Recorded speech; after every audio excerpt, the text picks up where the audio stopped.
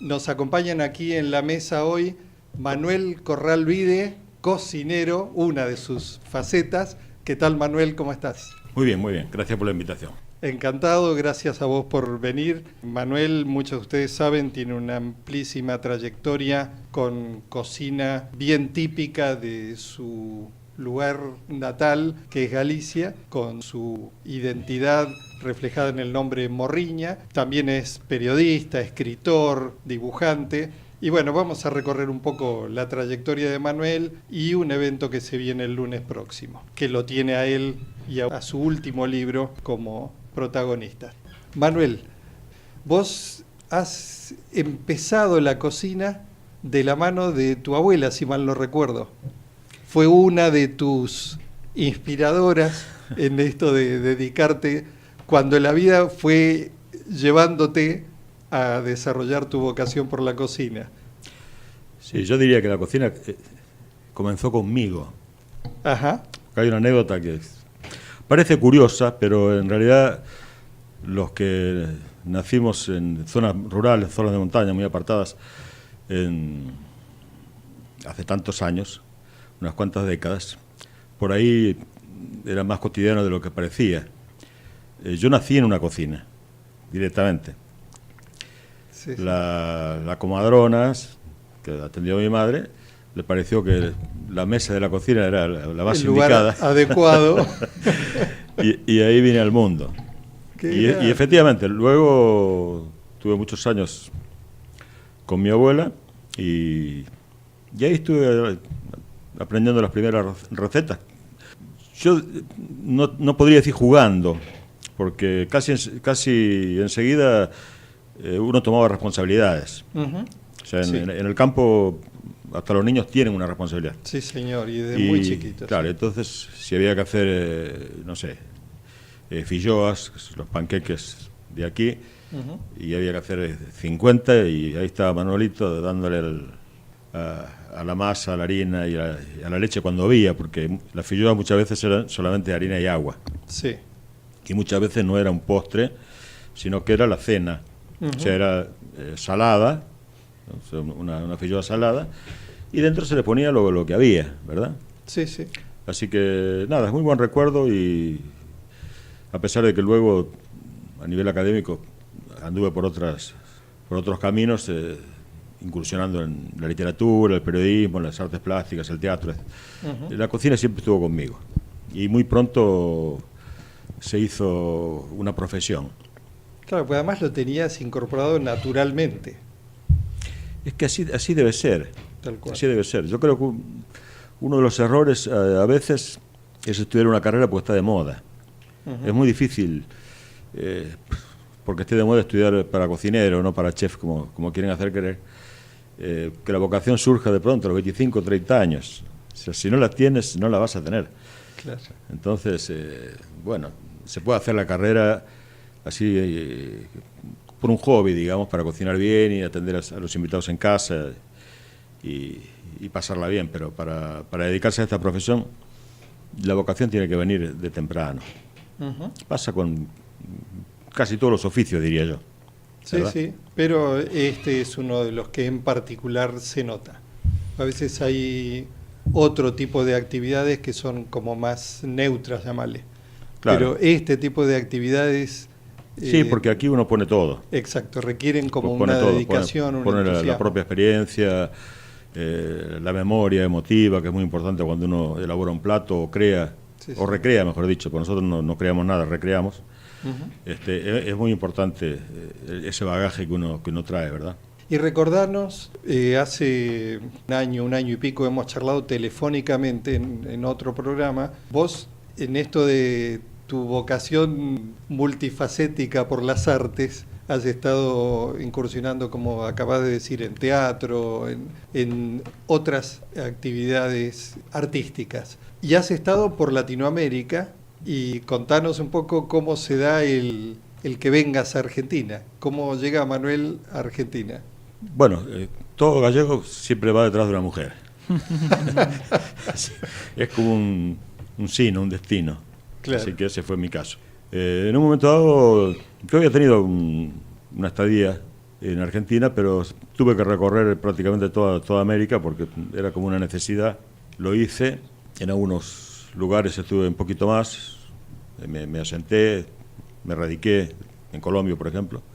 Ahí nació una de mis hijas, Ximena, y mi mujer es argentina, así que hubo que vinimos, hacía muy poquito que había vuelto la democracia aquí al país, y en realidad venía por 6 meses, pero poquito a poco me fue atrapando Argentina, Buenos Aires y todo lo que tiene que ver con, no solo con la cultura, sino con socializar. El argentino no se da cuenta, pero el argentino es muy querible, aunque cuando uno lo ve en otros países hasta puede ser un poco huraño o tal vez puede disfrazarse de soberbio, pero en realidad el argentino es muy querible. No, el que viaja por el mundo se da cuenta que no en todos los países a los 2 segundos ya te estás abrazando y ya intercambias nombres, y si te dejan te invitan a la casa, ¿no? Sí. Como es algo corriente, no nos damos cuenta. Cuando nos falta, tenés razón, y vamos de pronto a otros países, no solamente los nórdicos que tienen fama de frío, sino cualquier país, hasta algunos americanos. Muy mediterráneos. Exactamente, y eso enamora. Así que nada, me fui quedando, se fue dando muy bien el tema de la gastronomía. Finalmente, un sueño que yo tenía de poner donde fuera un restaurante étnico de cocina gallega, resultó con Morriña. 19 años, una experiencia interesante. Hicimos un impasse este año, pero seguramente volveremos ahora en el 18. Sí. Y fíjate que yo a veces hago la analogía de que en realidad un restaurante es como un teatro. El restaurante bien puesto y bien dirigido es un teatro. Detrás de bambalinas está la cocina, nadie sabe lo que pasa, aunque ahora está de moda hacer la cocina a la vista. Expuesta. Mis últimas cocinas las tuve a la vista, pero los comensales son el público, la decoración es la escenografía, es todo muy teatral. En realidad la gente va a ser visto, a que lo vean, que está ahí, a que come tal plato, a que degusta tal vino, y está bien que sea así. Lo que yo planteo desde mi anteúltimo libro, en realidad. Siempre el anteúltimo, siempre va a haber otro. Ya salió otro que se llama Crónicas y Recetas. Ah, ya salió. Yo lo decía. Sí, sacó Editorial Elaborada hace. Yo lo decía conceptualmente y vos lo decís efectivamente. Hace 3 meses. Yo aquí planteo la cocina como parte de nosotros como seres humanos. No la cocina desde un restaurante, ni la cocina desde un show de televisión. La cocina desde lo íntimo. O sea, somos humanos porque cocinamos. Porque si yo digo somos humanos porque hablamos, nadie se sorprende. Pero si digo somos humanos porque cocinamos, claro, porque somos los únicos animales que cocinamos. Y por eso se sorprenden porque digo animales, y sí somos animales. Y si involucionamos... De ese libro en particular vamos a hablar también del evento que se viene el lunes próximo. ¿Cuántos libros llevas publicados? Lo habías comentado fuera de aire, pero para compartir con la gente. ¿Cuántos libros llevas? 12. Hay de todo, hay poesía, cuentos, alguna novela, mucha... Y algunas ilustraciones también que has acompañado. Sí, claro, en muchos casos sí. Completo el hombre. Ahora vamos a hacer una breve pausa y seguimos con esta charla. Perfecto. Y nada de pico seco, ¿no? Vamos, no. Quesos y vino. Vamos con pausa comercial y música. Marvel, estábamos comentando hace un rato respecto de tu inicio en Argentina, como decía Sabina, por culpa de una pollera. No, gracias. O gracias. Culpa positiva. Sabina es muy irónico. Es muy irónico. Bueno, él en esa canción cuando canta una onda tipo como tango, hace alusión a una mujer de la que estuvo enamorado, ¿no? Entonces, llegaste a Buenos Aires y nos habías empezado a comentar que llevaste adelante el proyecto de ese restaurante que vos tenías en mente en algún momento inaugurar con cocina étnica, con tu cocina de raíces, que es cocina de Galicia, y abriste Morriña. Así es. Tuve otras experiencias anteriores, pero Morriña fue el proyecto personal. Algo que trascendió algo personal, fuertemente, algo claro. Personal. Y en el 98, cuando abro Morriña, justamente se comenzaba a sonar la cuestión de los restaurantes étnicos, que no sé por qué, pero se asociaba etnia con exótico. O sea, etnia tendría que ser tailandés. Sí, raro. Y no. Que me sonara familiar, claro. Entonces, al principio me ayudaron mucho los periodistas, los colegas periodistas gastronómicos, que enseguida entendieron el concepto y bueno, hicieron que el público lo entendiera. Porque había como un preconcepto malo de cierta cocina española, que persiste, de una manera insólita persiste. Hace 3-4 días, en uno de estos grupos que hay de críticos anónimos gastronómicos, sí, pero un grupo importante por el número de miembros, pone alguien que quería comer mariscos en Buenos Aires, pero no recocidos tipo español. ¿Para qué? Me salió la vena que casi me explota. Sí. Claro. Yo no entro en polémicas en las redes, no me gusta.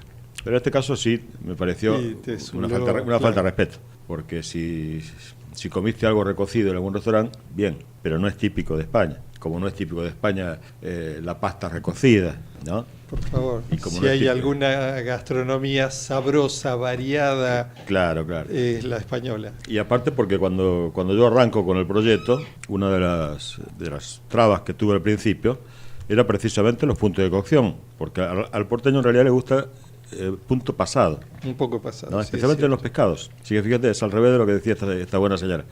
Sí. Y bueno, uno tiene que adaptarse, de alguna manera tiene que adaptarse, ¿no? Uno no puede morir por soberbio, por lo que fuera, y diciendo, allí donde vayas, haz lo que vieres, dice un refrán, ¿no? Así es. Así que medio que nos fuimos adaptando. 2 décadas es mucho tiempo, de alguna forma como que fuimos incorporando también algunos modos de hacer aquí en Buenos Aires. Y también me fui interesando por la cocina argentina. De hecho, en mis notas periodísticas y en una serie de actividades, trato de poner mi granito de arena para que la cocina argentina también se individualice. Que yo veo que de pronto algunas camadas de cocineros un poco más jóvenes que están tratando de hacer movidas interesantes, y con esfuerzo en algunos casos, pero hablan de una nueva cocina argentina sin haber identificado la cocina argentina. A partir de ahí hay que identificar un plato de bandera, sí, que no sea bife de chorizo en este caso, sino un plato de bandera argentino, varios platos más que acompañan, y a partir de ahí salir al mundo, porque Argentina tiene muchísimos ingredientes, muchísima influencia de una cantidad de corrientes inmigratorias importantísimas, tiene muy buenos productos, aparte de los vinos, por supuesto, que son excelentes, pero hay muy buenos productos, carnes de todo tipo. Así que desde lo étnico, yo digo que el que conoce su cocina, como en este caso conozco yo la gallega y la española también, por supuesto, que yo no estoy con esos quiebres que se están produciendo en mi patria en estos días. Doloroso, sí. El que conoce su cocina entiende la otra, sí, siempre. Señor. Si no conoces tu cocina, si no te identificas con tu cocina, es muy difícil que puedas entender la de otros países, la de otros pueblos, ¿verdad? Y hablando de lo que vos decías recién de cocina étnica, que fue el objetivo, contanos cuál es la esencia de Morriña en platos. ¿Qué platos fueron tus ejes? Después la gente puede haber optado más por uno u otro, pero si tuvieras que elegir, la propuesta de Morriña se basa como pilares en este grupo de platos. Bueno, yo partía de romper un tópico, que todos los españoles son gallegos. Entonces, cuando yo hablaba de cocina gallega, incluso los mismos periodistas que de pronto en sus notas ponían cocina vasca, cocina catalana, no ponían cocina gallega. Y entonces tenía que elegir entre todos los platos aquellos que identificaran más la etnia de Galicia. De Galicia, claro. Y la particularidad de Galicia, comparada con el resto de la península ibérica, es que prácticamente nunca tuvimos invasión árabe. Y los romanos hicieron pie, pero muy poco, porque en general a los romanos les fue mal militarmente en el norte. Cuando hablamos de Galicia en aquella época, incluimos León, incluimos parte de Asturias y por supuesto el norte de Portugal, ¿verdad? Pero sí estuvieron los suevos, los germanos. Entonces, nuestro antecedente a nivel gastronómico viene más del norte. Entonces, hay ciertos platos totalmente desconocidos aquí al principio.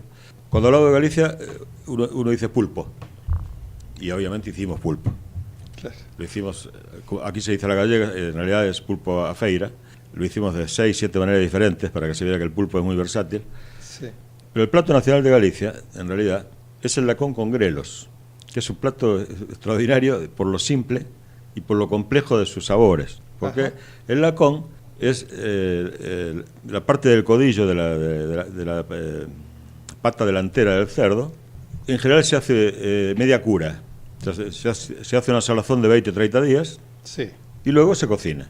Y se acompaña con grelos, que es una verdura amarga, que también los italianos la conocen, papas, o cachelos como le decimos nosotros, y aceite de oliva.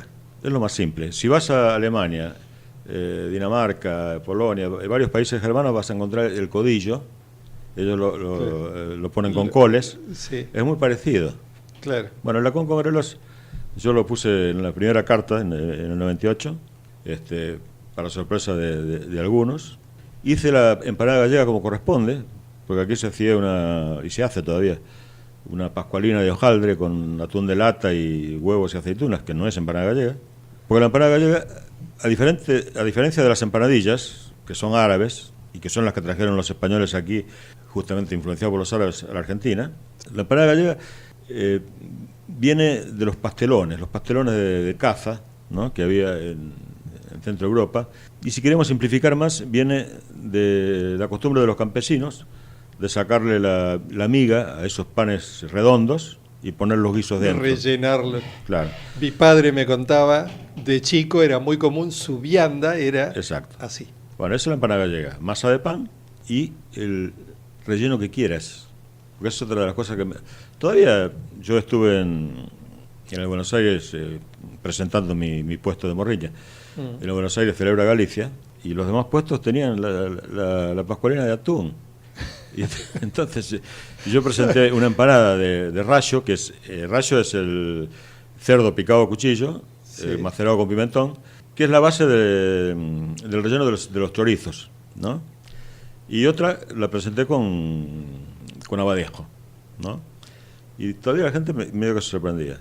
Y así presenté una cantidad de platos, algunos más modernos, como por ejemplo un abadejo sobre grelos, gratinado con queso manchego cuando conseguía queso manchego, y con una salsa de nueces, ¿no? Que es un plato uniendo el mar y la zona rural.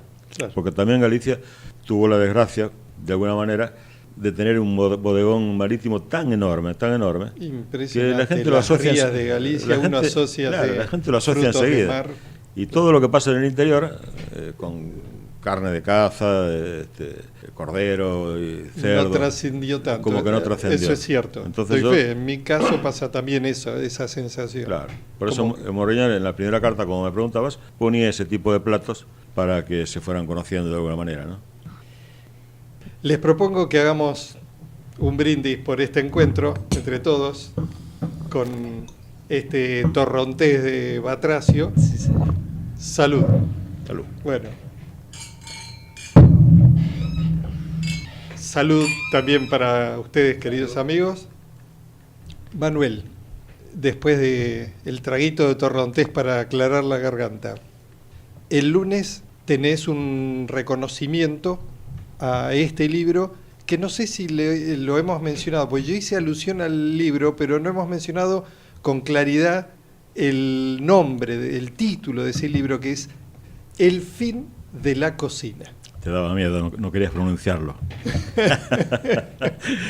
El fin de la cocina, sí. Yo siempre lo tomo por el lado del vaso medio lleno. Exacto. Que es el objetivo, exacto, el propósito de la cocina. De alguna manera. Y este libro, que ahora vas a hacer un comentario sobre él, ha merecido un reconocimiento de la legislatura de la Ciudad de Buenos Aires, sí, el libro, que se te entrega el lunes próximo. Claro, el libro ha sido declarado de interés cultural, y la entrega oficial de la distinción para el libro va a ser el lunes 30 a las 18 horas en el Club Español de Buenos Aires. Hermoso lugar. Un lugar hermoso. Hermoso. En Bernardo de Irigoyen 172. La entrada es libre y gratuita, así que están todos invitados. Y es una satisfacción, de alguna manera, que claro, a 7 o 8 meses de haber aparecido el libro, la legislatura lo haya premiado de esta manera. Que se hayan dado cuenta que no siempre, para hablar de cocina, uno tiene que hacer un recetario.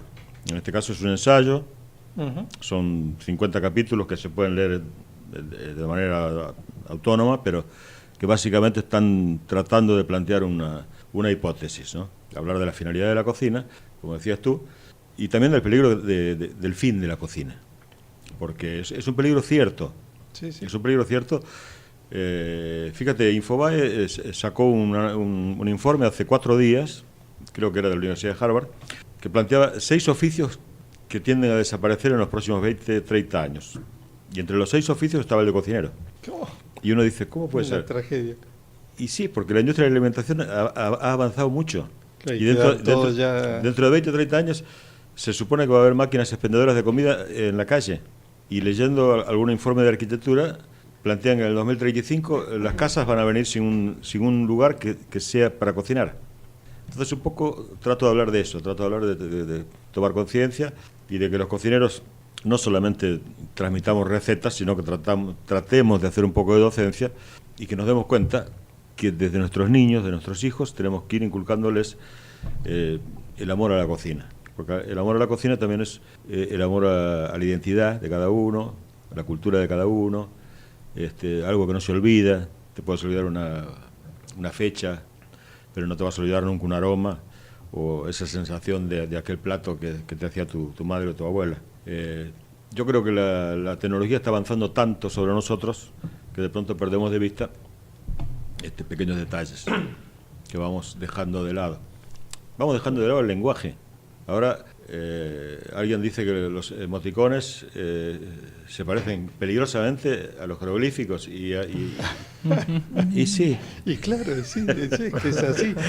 Y cómo se va cada vez abreviando, resumiendo. Claro, cada vez utilizamos menos términos. Sí, sí. Entonces, hablamos menos, cocinamos menos, terminaremos amando menos, tal vez. ¿No? Es para reflexionar. Sí. Por eso yo digo que cocinar humaniza y tenemos que practicarlo. De la misma forma que practicamos un deporte, también practiquemos la cocina como ceremonia también. Claro. ¿No? Como ceremonia. Una ceremonia donde no puede faltar el vino, obviamente. Pero esa ceremonia también se perdió, o se está perdiendo. ¿En cuántos hogares se reúne la familia periódicamente sin el televisor en el medio o sin el móvil? Sí, sí, que el foco sea Que se pueda conversar. frente a una mesa donde se está compartiendo algo, Claro. en comida, se comparte la comunicación entre la gente, ¿sí? Exacto. Y sí, si no nos comunicamos, de alguna manera... Hay un libro muy interesante que se llama Cocinar hizo al hombre, donde es un biólogo español, Faustino Cordón, donde él plantea que a partir de que el hombre comienza a cocinar los alimentos, comienza a reunirse alrededor del fuego, comienza a socializar y comienza a tener necesidad de transmitir sus recetas. Que las primeras palabras tenían que ver con la cocina. Y es cierto, porque las tablillas más antiguas que se han encontrado en Babilonia, por ejemplo, son recetas de cocina. Una de ellas es una empanada, ya que estamos hablando de empanadilla, que me encantan las salteñas, una empanada de codorniz. Así que tratemos de que la cocina nunca muera. Así es. Como para entender y para querer los temas es primero conocer sobre ellos. Y Claro. vos has volcado a lo largo de todo este diálogo muchos detalles de referencia de las raíces de cada cosa, que han sido muy enriquecedores, así que gracias por eso. No, por favor, gracias a ustedes por permitirme Un placer. hablar un poco.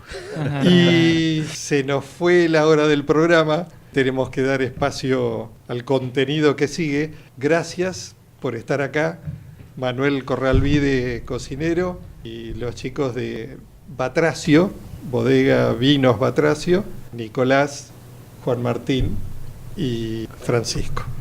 Y nosotros nos vamos, tomen buenos vinos, pásenla bien y nos reencontramos el viernes de la semana que viene con más placeres divinos.